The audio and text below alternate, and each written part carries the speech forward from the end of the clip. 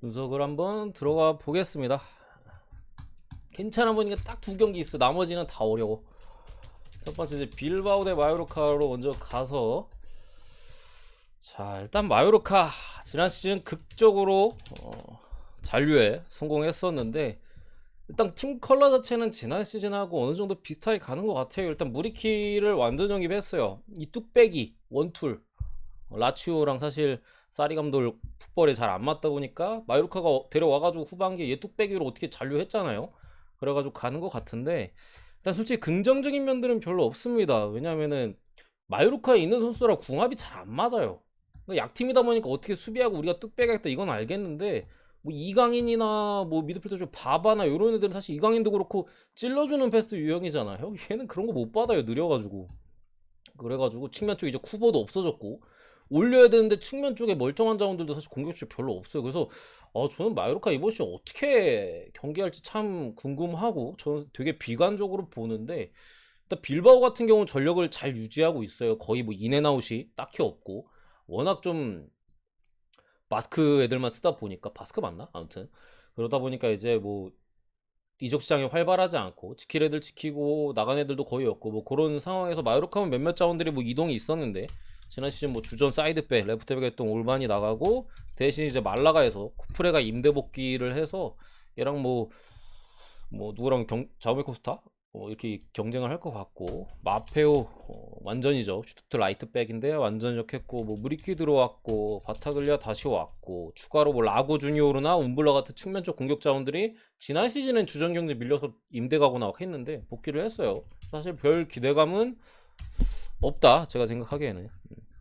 별 기대감은 없고, 일단 쿠버 나간 게 커 보이고, 빌바오 승 쪽으로 봐도 되지 않을까 싶어요. 일단 마요르카 어쨌든 홈에서는 솔직히 조금 무섭기도 하고 한데, 아니면 이제 뚝배기 이런 것들은 무서운데, 빌바오 어쨌든 수비가 되는 사이즈의 팀에서 마요르카의 수비적인 약점, 미드필더 쪽에서 어쨌든 공격진과의 궁합이 잘 안 맞는 부분도 있고, 빌바오 쪽으로 접근하는 게 맞아 보입니다. 넘어가서 엘라스 대 나폴리. 어제 세리에가 음, 뭐 주작을 하려고 했던 건지 라치오 시작하자마자 퇴장. 근데 어떻게 이김? 피오렌티나 상대 퇴장인데 추가 시간까지 2대2 극장골 승리. 어, 뭐 어떻게 살아났어요. 저는 되게 불안하다고 봤는데 둘 중에 하나 솔직히 터질 것 같았거든요. 그래서 퇴장당하고 상대 퇴장인데 2대2 승격팀인데도 못 이기고 있어가지고, 아 이거 진짜 개판이구나 싶었는데 어떻게 둘 다 이겨가지고 오늘 좀 걱정이 솔직히 돼요. 오늘 뭐야, 유벤투스도 어쨌든 홈 경기고 나폴리도 또 정배를 받았잖아요. 뭐 이런 사이즈에서 좀 걱정이 되는 상황에서 두 팀의 어쨌든 이적 시장이나 이런 것들을 설명해 드리면, 베로나 먼저 보면 일단 지난 시즌에 3연패 받고 시작했고, 감독 교체로 투도로 감독이 와가지고 엄청 잘했는데 마르세유로 갔어요. 감독이 떠났고, 지난 시즌 우디네세 감독이었던 치오피 감독이 새로 왔습니다. 베로나 같은 경우 뭐 치오피 감독도 3백을 쓰기 때문에 뭐 비슷하게 갈 것 같은데, 얘는 기본적으로 좀 롱볼을 좀 좋아하는 감독이에요. 투도로 감독은 이선 자원들 뭐 카프라리 몬차로 떠났지만 얘나 뭐 바락 요런 이선 자원들을 엄청나게 잘 활용하면서 베로나가 좋은 공격력을 보여줬다면은, 치오피는 좀 롱볼을 좀 선호하는 감독이고, 아무래도 제가 지난 시즌에도 우디네세 이놈들 분석 안 된다, 얘 때문에 분석이 안 됐어요. 감독 전술이 너무 다양해. 플랜 A가 제대로 없어요. 이거 썼다가 저거 썼다가 뭐 그래가지고 갈피를 잡을 수도 없고, 이게 잘 통하면은 뭐 두 골 세 골 박으면서 우즈니에세가 그런 경기를 보였다가, 안 통하면 얘네 왜 이래? 홈에서 뭐 살레르니한테 1대0으로 지고 한 골도 못 넣고 뭐 그런 식이어서, 올 시즌 베로나도 솔직히 제가 분석하는 입장에서 되게 좀 쉽진 않아요. 근데 어쨌든 좀 롱볼을 좋아하고 타겟팅 스트라이커를 좋아하는 입장에서 좀 사왔어요. 그래서 보면은 베로나가 공격 쪽에 일단은 주리치 살레르니에 있었던, 어제 살레르니 분석하면서 또 말씀드렸죠. 이 타겟형 스트라이커를 사왔고, 베네치아에 있던 앙리, 토마스 앙리를 또 어느 정도, 얘는 뭐 키가 그렇게 크진 않는데 약간 뭐 타겟형으로 어느 정도 버텨줄 수 있고 뭐 그런 위치까지도 할 수 있는 요런 애들을 또 데리고 왔단 말이에요. 더군다나 이제 카프라리가 아까 말씀드린 대로 몬차 이 선에서 바락이랑 엄청나게 엘라스의 공격을 이끌었던 놈이 몬차로 또 떠났고 뭐 이런 상황에서 글쎄 지난 시즌보다는 지난 시즌에 솔직히 베로나 하면 우리가 그래도 오바의 색깔이 조금 짙었던 상황에서 올 시즌은 그런 색깔이 좀 잘 안 나올 수도 있다. 물론 까봐야 알고 그렇기 때문에 어쨌든 얘는 롱볼을 좀 노리지 않을까. 그러니까 뭐 무작정 롱볼만 때린다는 게 아니라 그런 비율이 아마 늘어날 걸로 보여요. 얘네를 데려온 것 자체가 감독 성향이 그런데 지난 시즌 우디네세는 중도에 부임했기 때문에 뭐 그런 축구를 하기 좀 어려움이 있었으나 부임하자마자 이런 애들 데려오는 거 보니까 내보내고 이선 자원인데 제일 엄청 잘했거든요 지난 시즌. 그런 거 보니까 약간 그럴 가능성이 좀 높아 보이고 나폴리는 여러분들도 잘 아시겠지만 이제 우리나라의 팀이 됐죠. 김민재의 팀이 됐고 역시 이제 쿨리발리 수비 쪽에 쿨리발리가 첼시로 가서 엄청 잘했잖아요 어제도. 첼시 생각하니까 어제 토트넘 판정 여러분 보셨습니까? 토트넘이 그런 팀이에요. EPL에서 밀어준다니까. 해리케인 있어가지고 자국 스트라이커 대형 스트라이커에다 주장까지 달고 있대. 판정 밀어주는 거야 토트넘. 어제 첼시 찍은 사람들 얼마나 억울해. 분석이 안 된다고 제가 말씀드려 묻찍고 치우라고. 그런 어쨌든 넘어가고 토트넘 얘기하니까 화가 나가지고 어쨌든 쿨리발리 뭐 김민재 추가로 수비수 영입을 했고 그리고 제노아에서 또 겨울이적 시장에 아마 가가지고 뭐 나쁘지 않았던 웨스티고로를 또 브라이튼에 임대 붙겠다가 바로 이제 또 나폴리가 데려왔어요. 대체자를 데려오긴 했습니다만 확실하게 대체를 될 사이즈는 아니죠. 김민재 우리나라에서는 굉장히 엄청난 수비수고 합니다만 비교 대상이 쿨리발리야. 솔직히 어느 정도 대체 자원으로서 활약은 가능하다고 저는 보는데 완벽하게 메꾸기는 어려울 것이다라고 보고요. 추가로 인시네나 메르텐스 같이 오랜 기간 나폴리 공격진에서 활용했던 요런 자원들이 이제 얘는 뭐 미국으로 가가지고 뭐 엄청 잘하고 있더라고요. 메르텐스도 이제 나이가 많이 차서 아마 갈라타사라이로 갔나? 아무튼 떠나게 됐고 그러면서 조금 수비 쪽에 일단 보강이 어느 정도 들어갔어요. 올리베라라는 상당히 좋았던 헤타페에서 뛰던 지난 시즌 엄청 잘했거든요. 나폴리로 합류를 했고 뭐 앙귀사 지난 시즌에도 뛰었었어요. 근데 이제 완전 이적 플럼에서 완전 이적 해가지고 확실하게 자리 잡으면 어쨌든 임대니까 뺄게요. 거기다 이제 조지아에서 우리가 또 네이션스 리그 때 조지아의 엄청난 화력을 또 봤잖아요. 그 가장 중심에 있었던 크바라체엘리아 흐비차 크바라체엘리아라는 측면 쪽 공격자원 인시네가 나갔잖아요. 얘가 왔는데 솔직히 좀 기대는 일단은 돼요. 상당히 조지아의 공격의 핵심이고 올리베라도 수비 쪽 괜찮고 뭐 잘 메꾼 것 같은데 일단 나간 애들이 솔직히 쿨리발리 대체자에다가 얘도 이제 인시네 대체자잖아요. 그래가지고 솔직히 걱정은 됩니다. 메르텐스 같은 경우는 어쨌든 오시맨이랑 공존이 안 되는 상황에서 오시맨이 건강만 하다면은 뭐 오케이 느낌은 있어요. 둘이 공존이 안 됐었거든요. 그래서 아마 내보낸 것 같기도 한데 어쨌든 요런 상황에서 저는 요 경기 일단은 오바 쪽이 아무래도 좀 많이 몰릴만하고 하다고 생각하는데 제 개인적인 생각에 물론 오바가 나올 수도 있어요. 왜냐면 나폴리도 뭐 공격 쪽에 인신에 빠졌다 해도 후기차 요놈이 좀 잘해줄 것 같고 특히나 이제 수비 쪽에 엘라스가 조금 더 롱볼을 쓸 것 같은 상황에서 김민재나 이런 쪽에 중앙 수비 쪽에는 좀 걱정되는 부분이 있고 뭐 실점에 대한 가능성도 있고 득점도 뭐 이렇게 한데 좀 조심스럽게 언더 쪽을 보겠습니다. 베로나의 좀 바뀐 색깔 포메이션은 뭐 비슷하게 쓸 것 같지만 좀 더 롱볼을 쓸 것 같고 나폴리도 어쨌든 공격진에서의 조금 변화가 있는 상황에서 화끈하게 하진 않을 것 같아요. 엘라스가 어쨌든 지금 새 감독 체제에서는 중원의 숫자를 더 많이 두거든요. 조금 더 컴팩트한 수비 이런 것들 하면서 롱볼을 조금 더 많이 섞을 걸로 보이기 때문에 좀 더 화끈한 경기보다는 조금 이런 사이즈 경기가 나올 수도 있겠다라고 싶어서 어쨌든 첫 경기이기 때문에 조금 불안하긴 한데 언더 쪽을 보겠습니다. 그래서 제가 볼 때 오버배는 좀 높은 것 같긴 해요. 그렇다고 뭐 오버가 안 뜬다는 느낌은 없는데 어쨌든 배당 메리트 좋아 보이진 않습니다. 이 정도로 보고요. 다음 경기 헤타페 대 에이티 마드리드. 자 일단은 헤타페 같은 경우도 조금 변동사항이 있어요. 보면은 일단 아까 조금 전에 봤던 올리베라라는 핵심 왼쪽 수비가 이탈했고요. 추가로 지난 시즌 또 주전이었던 쿠엔카, 비아레알로 임대 복귀를 했습니다. 주전 수비 라인업에서 2명이나 지금 어쨌든 이탈을 했고, 쿠엔카 같은 경우에는 두아르테, 그라나다에 이제 상당한 베테랑 좀 경험이 있는 수비로 그라나다 폭발했잖아요. 잘 뽑아왔고요. 잘 메꾼 것 같고, 올리베라 같은 경우 이제 앙일레리 뭐 리버플레이트에서 왼쪽 사이드백을 일단 주워왔어요. 근데 세리의 경험이나 이런 것들은 없기 때문에 제 생각에 올리베라가 지난 시즌 워낙 잘했기 때문에 수비 쪽으로는 약간 다운그레이드의 느낌이 없지 않아 있고, 뭐 그밖에 뭐 세오안에 뭐 이브 리그 폭격했던 공격수나 이제 지난 시즌에 소시에다드 공격진 좀 침묵했잖아요. 사실 좋은 선수예요. 포르투 빠르기도 하고, 임대로 일단은 데려왔고, 그리고 그라나다의 또 다른 미드필더 뭐 루이스 미아 뭐 이런 애들 일단 좋은 미드필더들을 영입을 했는데,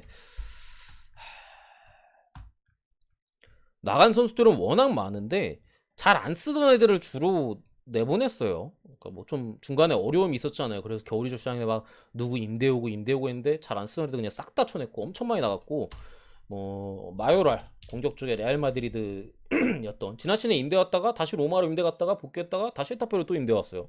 어쨌든 쓸라는 것 같고, 그런 느낌이고, AT 마드리드는 일단은 저는 올 시즌은 좀 괜찮을 것 같거든요. 영입된 선수 같은 경우 모라타가 일단은 유벤투스에서 임대 복귀했고, 여기에 이거 내가 왜 안 적어놨냐?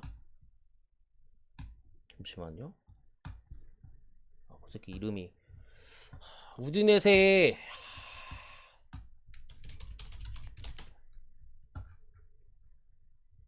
그 새끼 이름은 뭐더라?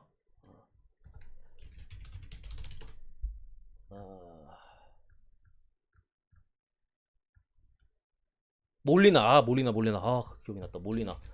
우측 풀백이 사실 AT 마드리드가 트리피어 중간에 이제 뉴캐슬로 가고 겨울에 그러면서 뭐 부루살리코 이런 애들이 제 역할을 못 해줬어요. 그래서 부루살리코 내보내고 우디네스에서 엄청난 공격적인 재능을 보였던 몰리나를 또 데려오면서 측면 쪽에 영입이 또 괜찮게 됐고, 여기에 뭐 중간중간에 몇몇 애들 섞은 상황에서 제 생각에는 올 시즌에 그래도 지난 시즌 막판에 AT 마드리드가 성적이 괜찮았거든요. 그런 흐름을 좀 이어갈 가능성이 있어 보여서 이거는 배당도 크게 나빠 보이진 않고 그래도 AT 쪽의 가능성이 저는 더 높아 보여요. 다만 이제 불투명자가 좀 있거든요. 펠리페도 못 나올 것 같고, 뭐 쿠냐나 카라스코 미드필더 쪽에 뭐 사비치 수비 쪽에 이런 애들 좀 불투명이 떠 있어요. 저는 다른 애들 좀 괜찮은데 이 수비 쪽에 만약에 빠지게 되면은 이번 시즌 도르트문트에서 쭉 악셀 비첼이 센터백으로 들어갈 가능성도 있다. 이러면 수비 쪽이 어쨌든 비첼은 가뜩이나 미드필더 자원이고, 지난 시즌 도르트문트에서 부상도 워낙 많았기 때문에 운동 능력도 많이 떨어져 있어요. 그렇기 때문에 조금 헤타페가 공격수들은 이제 뭐 포르투도 있고 마요랄 지난 시즌 대비했을 때는 보강을 그래도 좀 잘한 편이라고 보여져서 좀 걱정이 되는 부분이 있습니다. 실점 가능성에 대해서. 그래서 이게 저는 언더가 왜 이렇게 배당이 났나 좀 의아하긴 했어요. 근데 어쨌든 그런 상황이고, 공격 쪽에 뭐 그리즈만 이런 애들이 힘을 못 쓰고 있는 상황에서 마테우스 쿠냐의 역할이 엄청나게 중요해 보이거든요. 저는 올 시즌 얘가 AT의 공격을 좀 이끌지 싶은데 불투명이 떠있는 점, 이런 부분이 좀 걱정되는데, 일단 불투명이어서 해외 쪽에서는 그래도 출전 가능성을 좀 더 높게 보는 것 같아요. 최소 벤치에는 앉을 것이다. 그렇게 봐서 저는 AT 마드리드가 또 뭐 어떻게든 잡지 않을까, 뭐 이런 느낌으로 일단은 봅니다. 넘어가고, 유벤투스 대 사수올로, 또 어렵다.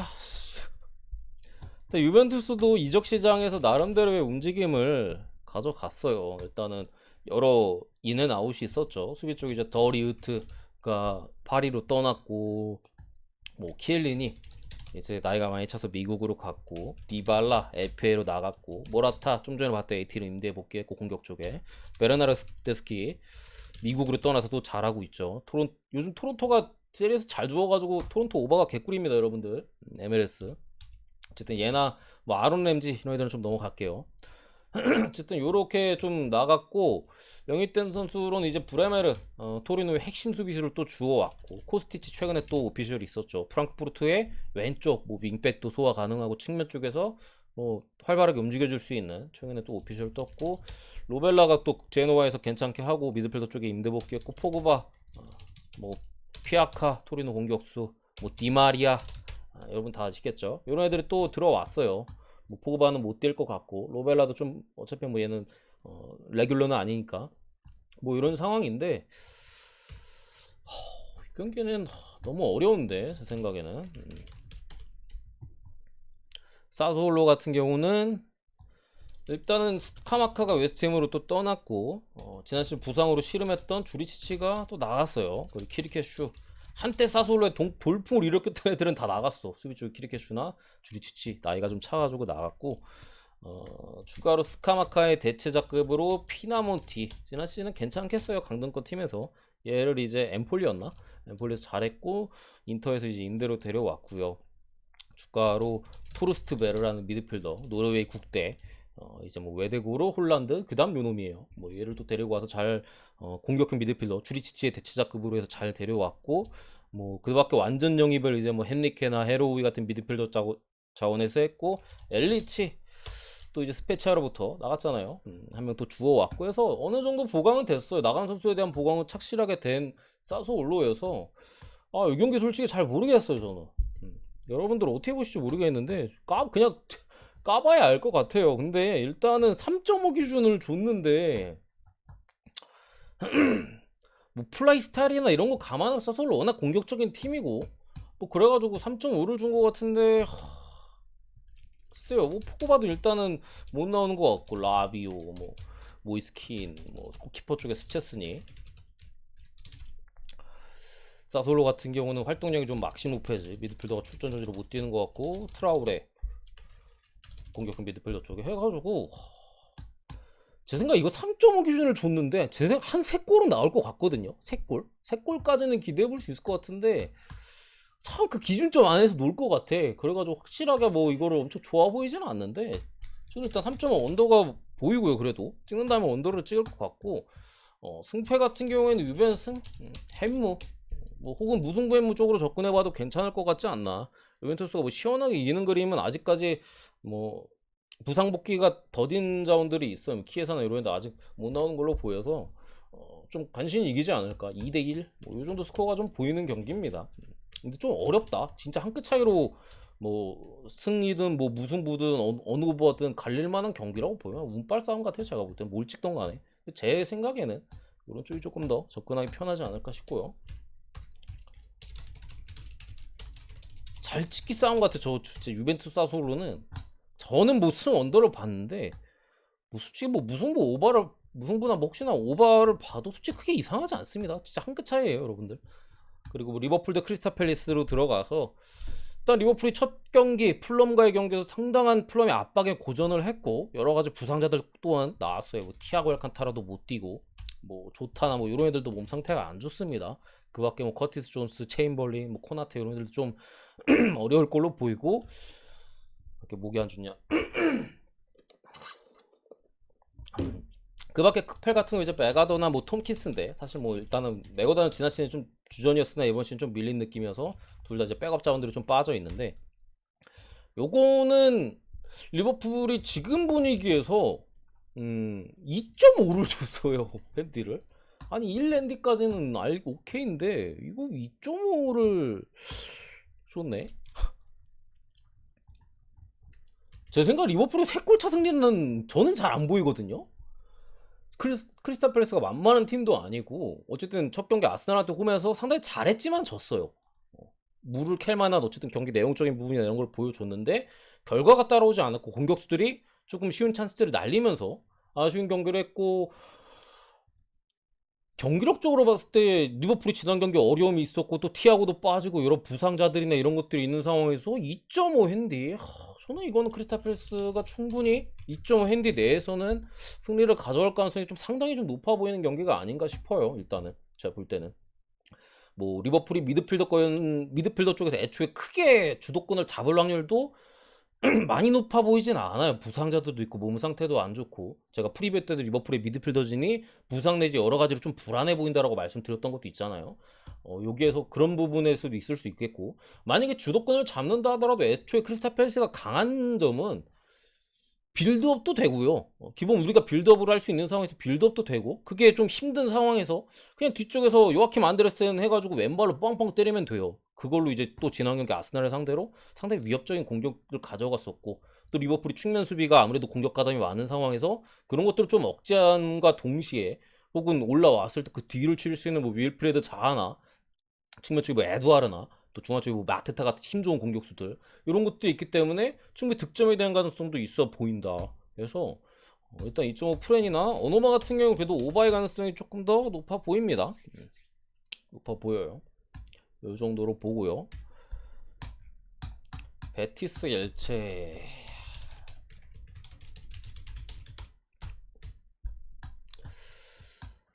이 경기도 베티스가 일단 지난 시즌에 굉장한 돌풍을 또 일으켰잖아요. 베티스 같은 경우 이제 장점이 이선 자원들의 움직임, 그러니까 앞에 뭐 이글레시아스나 뭐 윌리안 주제 두고 추가로 이제 이선 쪽에 뭐 중앙지향적인 선수 카날레스나 아니면 또 왼쪽 사이드에 누구였지? 호놈 이름이 기억이 안 나네. 후안미 이런 애들이 좀 활약이 있었는데 뭐 여기 가운데 패키를 쓰고 어쨌든 드리블이 되는 놈은 요 놈밖에 없었어요. 그래가지고 베티스가 후반에 활약이 조금 떨어졌거든요. 움직임. 그러니까 어느 정도 이제 초반에는 야 얘네가 이렇게 잘 움직이면 상대가 맥을 못 추면서 이제 정신 막 못 차리고 하면서 얘네들이 막 움직이면서 후반미가 초반에 엄청난 골 폭풍을 이어가기도 했고 근데 후반기 들어가면서 어느 정도 패턴이 보이잖아요. 드리블은 약하니까 드리블은 요 놈밖에 안 되는데 그러다 보니까 영입을 했어요. 그 애니키라고 오른쪽 사이드에 이제 드리블이 좋은 그러니까 읽히니까 좀 그럴 때 고전을 했었거든요. 베티스가 대표적으로 엘체와의 경기였어요. 아마 가서 부러지신 분들도 많으실 텐데 베티스 엘체 지난 시즌에 후반기에 4월인가 만나가지고 베티스가 공격적으로 아무것도 못했어요. 엘체 상대로 읽혀서 뭐가 안 되는 거야. 엘체가 다 움직임 차단하고 그냥 내려앉아 버리니까 그리고 역습당해서 한 골 먹고 졌거든요.